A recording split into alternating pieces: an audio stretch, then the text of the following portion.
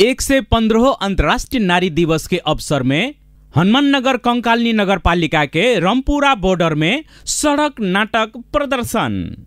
सप्तरी जिला के हनुमाननगर कंकालनी नगरपालिका वार्ड नंबर 14 रमपुरा के बॉर्डर में फागुन 24 गते शनि दिन 115 अंतर्राष्ट्रीय नारी दिवस के अवसर में जनचेतनामूलक सड़क नाटक प्रदर्शन भेल अछि।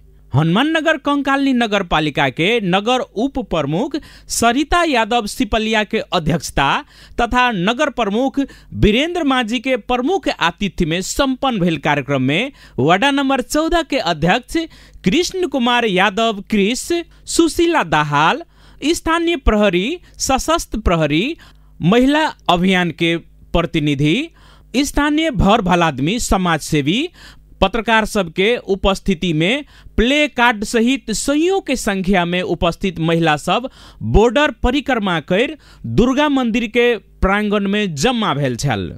तै के बाद जनचेतनामूलक सड़क नाटक प्रस्तुत केना छल।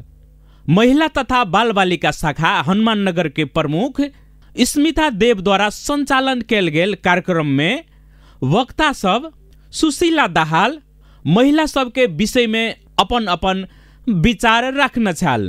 तै के बाद दिगो विकास नेपाल के आयोजना तथा महिला तथा बाल बालिका शाखा हनुमाननगर कंकालनी नगरपालिका के सहयोग में सप्तरी एफएम के कलाकार सब प्रीति अधिकारी, साक्षी शाह, बवलाल खंग, हरिवंश यादव, गुरुचरण मंडल, बाल कलाकार अमन मंडल, राम प्रवेश मंडल आ कमल मंडल लगायत के कलाकार सब अपन अपन प्रस्तुति देना छल। संपन्न भेल कार्यक्रम में स्वागत मंतव्य सुशीला दाहाल देना छल।